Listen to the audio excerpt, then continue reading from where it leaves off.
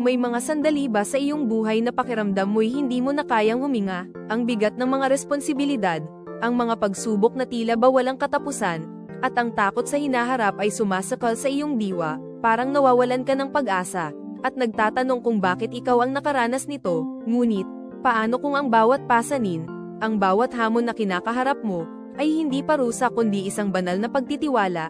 Ayon sa aklat ng bilang 4:4, malinaw na sinasabi, ito ang gawain ng mga anak ni Kohat sa toldang tipanan.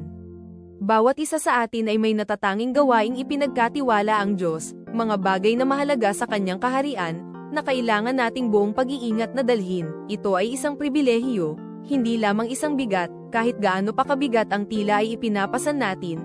Tandaan na ang kanyang biyaya ay higit pa sa sapat upang dalhin ang lahat. Hindi kailanman bibigyan ng ating mapagmahal na Diyos ang isang pasanin na hindi natin kayang buhatin, ang kanyang walang hanggang pagmamahal ang ating matibay na pundasyon, at ang kanyang walang kapantay na lakas ang nagiging kakayahan natin. Sa kanya, may kapayapaan, may lakas, at mayroong katuparan ang bawat tiwala, kaya't humayo at magtiwala, dahil sapat ang kanyang biyaya.